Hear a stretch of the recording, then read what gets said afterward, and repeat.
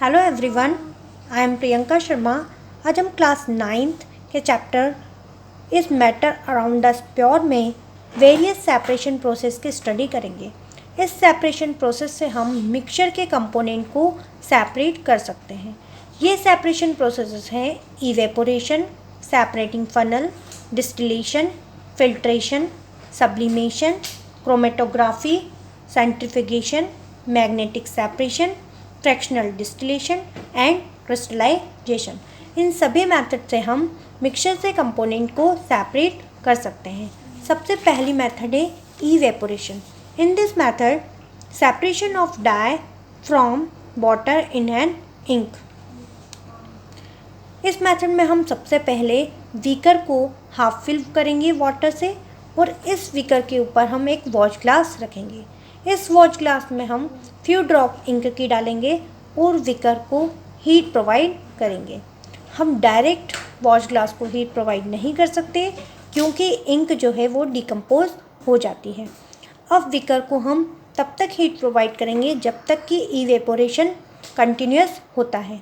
जैसे ही हमें watch glass में कुछ भी चेंजेस होना दिखाई नहीं देता है, हम हीट प्रोवाइड करना बंद कर देते हैं। Ink is a mixture of dye and water, so it is separated by evaporation method. Second है separating funnel. Separating funnel showing the separation of kerosene oil and water. इस separating funnel में हम kerosene oil और water के mixture को रखते हैं। थोड़ी देर के लिए हम इसे रेस्ट पोजीशन में रखते हैं जिससे कि वाटर जो है वो लोअर लेयर में कलेक्ट हो जाता है और केरोसिन ऑयल अपर लेयर में कलेक्ट होता है।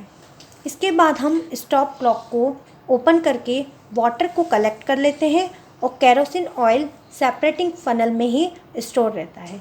वाटर जो है केरोसिन ऑयल से हेवी होने के कारण ये लोअर लेयर में कलेक्ट हो जाता है और जैसे ही केरोसिन ऑयल लोअर लेयर में आने लगता है, हम स्टॉप क्लॉक को क्लोज़ कर देते हैं जिससे कि वाटर जो है वो बीकर में कलेक्ट हो जाता है और केरोसिन ऑयल सेपरेटिंग फनल में ही स्टोर रहता है।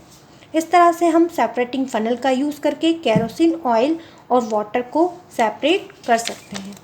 थर्ड मेथड है डिस्टिलेशन। डिस्टिलेशन मेथड से हम टू मेजिबल लिक्विड्स को सेपरेट कर सकते हैं। मेजिबल लिक्विड का मीनिंग है ऐसे लिक्विड जो कि एक दूसरे में ईजीली डिज़ोल्व हो जाते हैं। अब है डिस्टिलेशन फ्लास्क में हम अल्कोहल और वाटर के मिक्सचर को लेते हैं और इसे हीट प्रोवाइड करते हैं।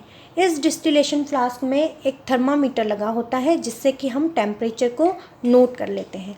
टू मेजिबल लिक्विड्स जिनके बॉइलिंग पॉइंट अलग अलग होते हैं, डिस्टिलेशन मेथड से इसे ईजीली सेपरेट किया जा सकता है। जैसे ही अल्कोहल वेपोराइज होकर कंडेंसर से होते हुए इस बीकर में कलेक्ट हो जाता है, हम इसे हीट प्रोवाइड करना बंद कर देते हैं जिससे कि जो वाटर है जिसका बॉइलिंग पॉइंट 100 डिग्री सेल्सियस होता है वो डिस्टिलेशन फ्लास्क में ही स्टोर रहता है। इस तरह से डिस्टिलेशन मेथड से हम टू मेजिबल लिक्विड्स अल्कोहल और वाटर को सेपरेट कर सकते हैं। Thank you.